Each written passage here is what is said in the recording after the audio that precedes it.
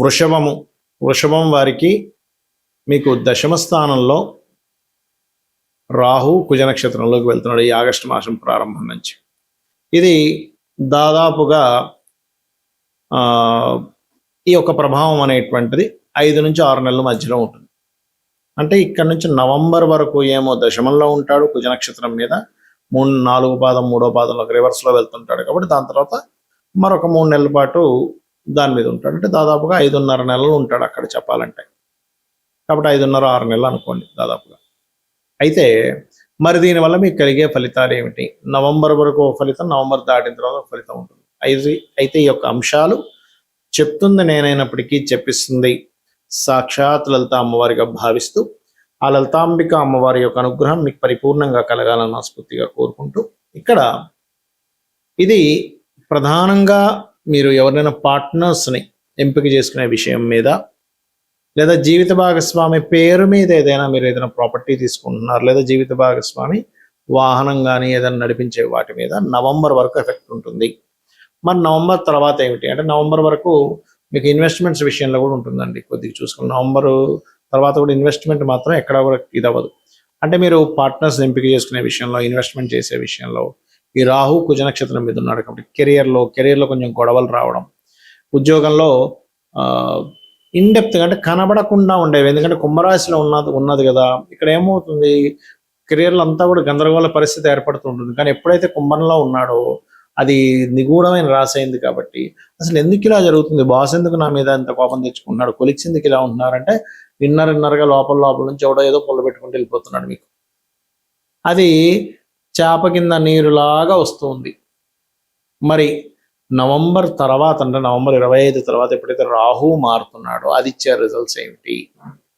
అక్కడి నుంచి మీకు ఏంటంటే ఎప్పుడైతే రాహు 9వ స్థానంలోకి వెళ్తున్నాడో, కుజ నక్షత్రం మీద ఉంటున్నాడో, తండ్రి గారి ఆరోగ్య విషయంలోని, మరియు మీరు హైయర్ ఎడ్యుకేషన్ రిలేటెడ్గా తీసుకునేటువంటి నిర్ణయాల విషయంలోని, పెద్ద మొత్తంలో మీరు ధనాన్ని పట్టుకొని మీరు ప్రయాణం చేసే విషయంలో, లేదా పెద్ద మొత్తంలో ఎవరికైనా మనీ ట్రాన్స్ఫర్ చేసేటువంటి విషయాల పట్ల ఖచ్చితంగా మీరు జాగ్రత్త తీసుకోవాలి. ఇక మనకి జ్యోతిష్శాస్త్రంలో కాంబినేషన్స్ ఆఫ్ ప్లానెట్స్ అని ఉంటాయి, పర్మిటేషన్స్ అండ్ కాంబినేషన్స్ అంటూ ఉంటారు. అంటే 2 యోగించే గ్రహాలు, ఆ లగ్నానికి యోగించే గ్రహాలు 2 కలయిక వల్ల ఒక యోగం, ఆ లగ్నానికి అవయోగ గ్రహాల వల్ల యోగం, 2 శుభగ్రహాల వల్ల ఒక యోగము, లేదా 2 పాపగ్రహాల వల్ల ఒక యోగం ఏర్పడుతూ ఉంటుంది. అయితే ఇక్కడ మనం అర్థం చేసుకోవాల్సింది ఏంటంటే 2 పాపగ్రహాలు కలిశాయి, అది కనుక 3వ స్థానంలోనో 6వ స్థానంలోనో లాభస్థానంలోనో దశమ స్థానంలో కలిస్తే చాలా మంచి ఫలితం. అంటే వాళ్ళు చాలా బాగా పోరాడగలుగుతారు. అలా కాకుండా శుభస్థానాల్లో కలిసాయి అంటే 2వ స్థానంలో కలిసింది అనుకోండి, ధనం వల్ల కుటుంబం వల్ల ఇబ్బంది. 4వ భావంలో కలిస్తే ఏదైనా ప్రాపర్టీస్ తీసుకునే విషయం పట్ల కాస్త జాగ్రత్తగా చూసుకోవాలి. అష్టమంలో అయితే యాక్సిడెంట్స్ ఇస్తూ ఉంటుంది, భాగ్యంలో అయితే తండ్రితోని గురువులతోని హైయర్ ఎడ్యుకేషన్ విషయంలో ఇబ్బంది ఇస్తూ ఉంటుంది. 12వ భావంలో కనుక 2 పాపగ్రహాలు కలిస్తే వివాహ సంబంధించిన అంటే వివాహ జీవితం మీద ఎఫెక్ట్ చూపిస్తూ ఉంటుంది. అది మరి ఈ పాపగ్రహాల్లో ముఖ్యంగా సర్పదోషాన్ని ఇచ్చే గ్రహాలు. ఎందుకంటే రాహువు గనక కుజ నక్షత్రాల్లో ఉన్న కుజుడితో ఉన్న సర్పదోషము అంటూ ఉంటారు. మరి దీనికి ఏం చేయాలి? దీనికి మీరు చేయవలసింది ఏమిటి అంటే, ఇప్పుడు ఆశ్లేష బలి అంటూ ఉంటారు. ఆశ్లేష బలి చాలా మంది తెలియక ఏమనుకుంటారు, ఆశ్లేష నక్షత్రంలో పుడితే ఆశ్లేష బలి చేయాలనుకుంటారు. కాదు, సర్పదోషం ఏర్పడినప్పుడు ఆశ్లేష బలి చేయాలి, గుర్తుపెట్టుకోండి. దానికి శాస్త్రంలో కుజరాహువుల కలయిక కానీ, కుజ శని యొక్క కలయిక కానీ, కుజ బుధ కలయిక కానీ, రవిరాహు కూడా సర్పదోషమే కానీ కొంత పితృదోషాన్ని కూడా చూపిస్తూ ఉంటుంది. అదేవిధంగా శని కేతువులు మరియు బుధుడు కుజుడు, అదేవిధంగా శని రాహువు, ఇలాగా సర్పదోషాన్ని ఇచ్చేటువంటి కాంబినేషన్స్ కొన్ని ఉన్నాయి. అయితే ఇందులో తీవ్ర సర్పదోషం ఉందా లేకపోతే స్వల్ప సర్పదోషం ఉందా అనేది చూసుకోవాలి. మళ్ళీ కాలసర్పదోషం కాదండి. కాలసర్పదోషం అంటే కాలానికి సంబంధించింది, అది జాతకానికి చూడకూడదు.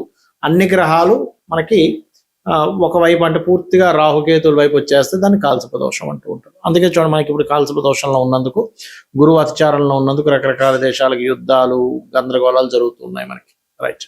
అయితే పర్సనల్ చార్ట్లో ఉండే సర్పదోషము ఏ రాసుల్లో ఉండి, శత్రుక్షేత్రాల్లో ఉంటే తీవ్రంగా ఉంటుంది, మిత్రక్షేత్రాల్లో ఉంటే అంత ప్రభావం ఉండదు.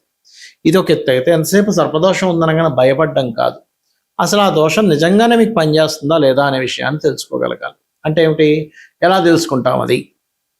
మీకు అసలు చిన్న ఎగ్జాంపుల్ చెప్తా చూడండి. ఒక ఒక ఊరికి ఒక సునామీ వచ్చింది, రైట్? ఆ సునామీ ఈయన పుట్టినప్పటి నుంచి 100 ఏళ్ల తర్వాత వస్తుందని ఆల్రెడీ ఫిక్స్ అయి ఉంది. ఈయన బ్రతకడం ఒక 90 ఏళ్ళు బ్రతికాడు ఒక మనిషి. 100 ఏళ్ల తర్వాత సునామీ వస్తే ఏమవుతుంది? ఈయనకి ఏముండదుగా. అలా కాకుండా ఈ జీవుడు పుట్టిన ఒక 20 ఏళ్ళకి అదే ఊర్లో ఉంటాడు, సునామీ వచ్చింది, ఆ సముద్ర పొట్టునే ఉంటాడు, అప్పుడు ఎఫెక్ట్ ఉంటుంది. అంటే మీరు మీ జీవితంలో మీ మహాదశలు అంతర్దశలు ఎప్పుడు ఇండికేట్ చేస్తున్నాయి ఈజ్ మోస్ట్ ఇంపార్టెంట్. లేదా చిన్నప్పుడు అండి మేము సముద్ర పొడ్డున ఉండేవాళ్ళము, సునామీ వస్తుందని హెచ్చరిక వల్ల మా వాళ్ళు నన్ను చిన్న పిల్లల్ని అప్పుడు తీసుకుని వెళ్ళే వేరే ఊరికి, అందులో మా ఊరికి సునామీ వచ్చిపోయింది అంటూ ఉంటారు. అంటే ఏమిటి, దాని అర్థం ఏమిటి? చిన్నప్పుడు ఎప్పుడో అయిపోయింది ఆ దశ, మీరు పెద్ద అయ్యారు, చిన్నప్పుడు అయిపోయిన దశ గురించి టెన్షన్ పడాల్సిన పని లేదు. అది సర్పదోషం కానివ్వండి, లేకపోతే పితృదోషాలు కానివ్వండి, ఏమైనా. అయితే పితృదోషాలకు మాత్రం కొంచెం యాన్స్టర్స్ నుంచి వస్తూ ఉంటుంది, అది చూసుకోవాలి. అంటే దీన్ని బట్టి మనం అర్థం చేసుకోవాల్సింది ఏంటి, మహాదశ ఇండికేట్ చేస్తుందా లేదా మీకు సర్పదోషాన్ని ఈజ్ మోస్ట్ ఇంపార్టెంట్. ఇండికేట్ చేస్తుంది, ఏమి టెన్షన్ పడద్దు. చిన్న చిన్న రెమెడీస్తో కూడా చేసుకోవచ్చు. డబ్బులు ఉందండి, బాగా ఉన్నాయి, నేను ఆశ్లేష బలి చేయించుకుంటాను, సర్ప ప్రతిష్ఠ చేయించుకుంటాను, అది మీ ఇష్టం. మీకు ధనం ఉంటే చేయించుకోండి, నేనేమీ కాదనట్లేదు, దానివల్ల మంచిదే.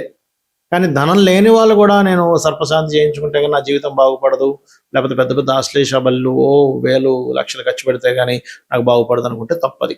సింపుల్గా ఏం లేదు, మీ ఇంటి దగ్గరలో రావి చెట్టు ఉంటుంది కదా, రావి చెట్టు చుట్టూ ప్రదక్షిణాలు చేయండి. అక్కడ సర్ప ప్రతిష్ఠ చేసినవి ఉంటాయి. చక్కగా ఒక చెంబులో నీళ్లు తీసుకొని దాంట్లో పసుపు కుంకుమ గంధం కలిపిన వాటర్ తీసుకొని రావి చెట్టు చుట్టూ ప్రదక్షిణాలు కనుక మీరు చేసి ఒక 3 కావచ్చు, 7 కావచ్చు, 11 కావచ్చు, 41 పర్లేదు, 21 పర్లేదు, మీ ఓపిక. ఎందుకంటే కాళ్ళ నొప్పులు ఉన్నాయి, 41 చెప్పాను అనుకోండి, అయ్యో గురుగారు 41 ప్రదక్షిణాలు చెప్పారు, నేను తిరగలేనండి అంటే కాదు, 3 తిరగండి సరిపోతుంది. అలా ప్రదక్షిణం చేసి చక్కగా ఆ యొక్క చెట్టు కింద ఉండేటువంటి, ఆ వృక్షం కింద ఉండేటువంటి సర్ప వాటికి అభిషేకం చేయండి. ఖచ్చితంగా మీరు ఏదైతే సర్పదోషం ఉందని బాధపడుతున్నారో, ఏ పనులు అవ్వట్లేదని టెన్షన్ పడుతున్నారో, ఎందుకంటే అది ఒక్కొక్క దగ్గర ఉంటే ఒక్కొక్క ఫలితాన్ని ఇస్తూ ఉంటుంది. ఇప్పుడు ధనస్థానంలో ఇప్పుడు రాశిలో పడింది అనుకోండి సర్పదోషం, వాళ్ళకి విపరీతమైన కోపం, వాళ్ళు ఏం చేస్తుంటారో అర్థం కాదు, విపరీతమైన కోపాలు వచ్చేస్తుంటాయి వాళ్ళకి. అలా కాకుండా ధనస్థానంలోనూ కుటుంబ స్థానంలో అంటే కుటుంబంతో సరైన సపోర్ట్, కుటుంబ సపోర్ట్ వీళ్ళకి లేకపోవడం అలా వస్తూ ఉంటుంది. 3వ స్థానంలో సర్పదోషం ఏర్పడింది, అన్నదమ్ములు అక్క చెల్లెలతోనే గొడవలు వస్తూ ఉంటాయి. 4లో ఉంది ప్రాపర్టీస్ కొనడం వల్ల, వాహనాలు కొనడం వల్ల, లేదా 4-8 కనెక్టివిటీలో వచ్చింది సర్పదోషం, అప్పుడు వాహన యాక్సిడెంట్స్ ఎక్కువ అవుతుంటాయి. సంతాన స్థానంలో ఒక సర్పదోషం వస్తే సంతానం ఆలస్యం అవ్వడం, కలగకపోవడం, కలిగినా సరే మిస్క్యారేజ్ అవ్వడం జరుగుతుంటుంది. 6లో ఉంటే పాపగ్రహాలు మంచిదే, కానీ శత్రు బాధ ఎక్కువగా ఉంటుంది. 7వ భావంలో ఉంటే వివాహం విషయంలో ఇబ్బందులు వస్తూ ఉంటాయి. 8వ భావంలో ఉంటే తాతగారు ఆస్తి విషయంలో సర్పదోషం ఏర్పడినప్పుడు తాతగారు ఆస్తి మీరు డైరెక్ట్గా తీసుకోకుండా దాన్ని అమ్మేసి కొనుక్కోవాలి. అదేవిధంగా 8వ స్థానం కూడా is equal to accident prawns ఇచ్చేది. అదేవిధంగా అంటే లైఫ్లో సడన్ ఇన్సిడెంట్స్ ఎక్కువ జరుగుతాయి. భాగ్యస్థానం అయితే గురువులతోని తండ్రితోని సరైనటువంటి సఖ్యత ఉండదు. అదేవిధంగా మీకు 10వ స్థానం అయితే కెరీర్ మీద ఎఫెక్ట్ చూపిస్తూ ఉంటుంది సర్పదోషం. 11వ స్థానం అయినట్లయితే అనేకమైన లాభాలు వస్తాయి ధైర్యంగా సాహసంగా చేయడం వల్ల. కానీ ఇక్కడ ఏమవుతుందంటే సర్పదోషం ఎప్పుడైతే ఏకాదశంలో ఉందో రావాల్సిన లాభాల విషయంలో కూడా ఎక్కువ కృషి చేయాల్సి వస్తూ ఉంటుంది. 12వ స్థానంలో సర్పదోషం ఏర్పడితే కనుక వివాహ జీవితం మీద దాని ఎఫెక్ట్ పడుతుంది, గుర్తుపెట్టుకోండి. ఇలా ఒక్కొక్క భావానికి అది ఏం యాక్ట్ చేస్తుంది అది తెలుసుకోవాలి. అంతేగాని సర్పదోషం ఉందన్న జీవితంలో అన్నీ పోతాయని కాదు, కేవలం మీకు అది మీ లగ్నం నుంచి గుర్తుపెట్టుకోండి, చంద్రుడి నుంచి కాదు, మీ పర్సనల్ చార్ట్లో మీ లగ్నం నుంచి ఏ భావాన్ని అయితే అది పాడు చేసిందో ఆ భావానికి సంబంధించిన విషయంలోనే ఇబ్బంది ఉంటుంది, అన్ని విషయాలకి కాదు. మరి దీనికి ఏమిటి అంటే నేను ఇందాక చెప్పినటువంటి పరిహార మార్గం చేసుకోవడం, గరుడ పురాణం వినడం కానీ చదవడం కానీ చేయడం, సర్పసూక్త పారాయణం వినడం, సర్పసూక్త పారాయణం చేసుకోవడం, రావి చెట్టు చుట్టూ ప్రదక్షిణాలు చేసుకోవడం, గోవులకి బెల్లపు ఉండలు 4 బెల్లపు ఉండలు, క్యారెట్స్ తినిపించడం, బీట్రూట్స్ తినపడం చేసినట్లయితే కూడా మీకు ఆ సర్పదోష ప్రభావం అనేటువంటిది పూర్తిగా తగ్గుతుంది. శ్రీమాత్రే నమః.